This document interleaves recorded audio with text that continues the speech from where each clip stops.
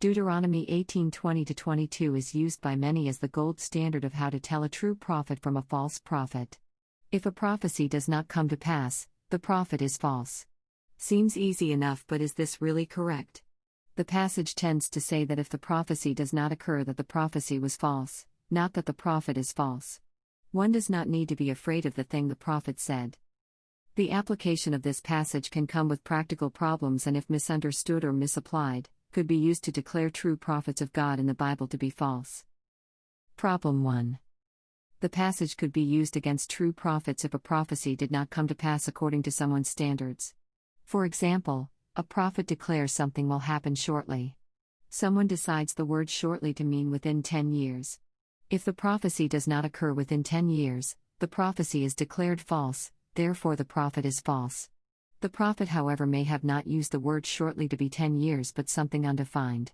Perhaps 25, 40, 75, or more years is more in line with the intent made by the prophet. Problem 2. Suppose the prophecy in question is intended to be fulfilled over many years or centuries.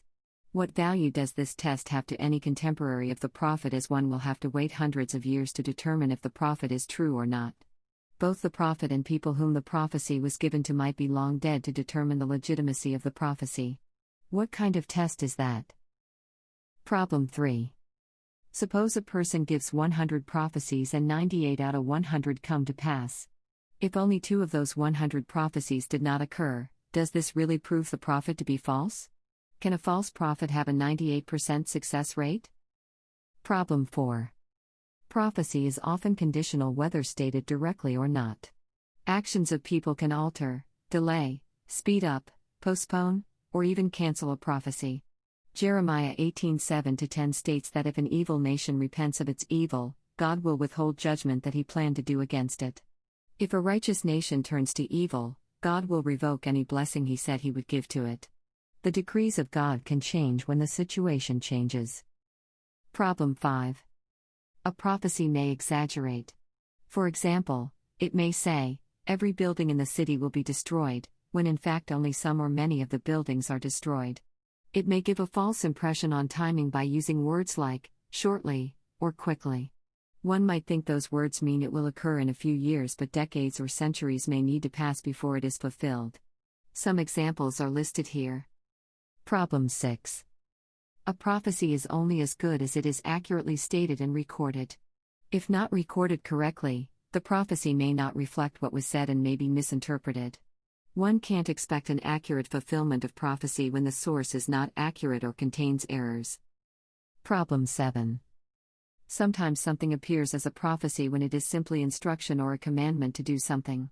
Often people don't follow instructions correctly or do not do them at all. This does not mean the instruction was wrong. Just people using their agency to follow or not follow. A commandment and a prophecy are two different things. Example 1.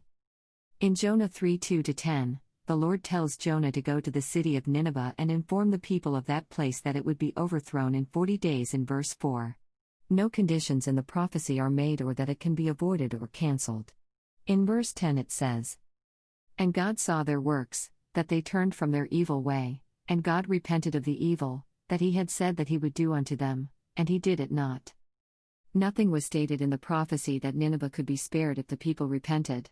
Yet the actions of the people changed the prophecy. Based on a strict interpretation of Deuteronomy 18:20-22, Jonah delivered a false prophecy. Prophecy, however, is more complicated. A prophecy of the city of Tyre in Ezekiel chapters 26-28 suggests that it would be overcome, plundered, and destroyed by King Nebuchadnezzar of Babylon. Babylon would take its riches in Ezekiel 26:12. The prophecy suggests Tyre would not be rebuilt in verse 14. Some things did take place like a long siege, but important parts did not. The city was not destroyed or conquered, and the riches were not taken by Babylon.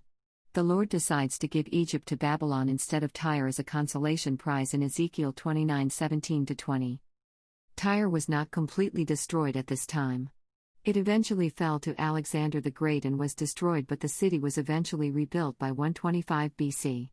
The area has a population today of tens of thousands of people.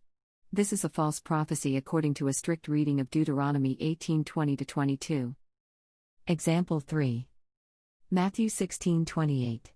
Verily I say unto you, there be some standing here, which shall not taste of death, till they see the Son of Man coming in his kingdom. Who is Jesus referring to? One could conclude that since all of those died and they did not see the coming of the Son of Man, that this is a false prophecy from Jesus. Perhaps there is an explanation, but it is hard to find in the Bible texts. Using Deuteronomy 18:20-22 as the standard to determine a true or false prophet can create problems for biblical prophets. Perhaps Jesus understood best what criteria should be used to determine a true prophet versus a false one. Perhaps he knew this passage could be abused and cause people to err. The best tool may not be this passage but the one stated by Jesus in Matthew 7:15-20, where true prophets are identified by their overall fruits.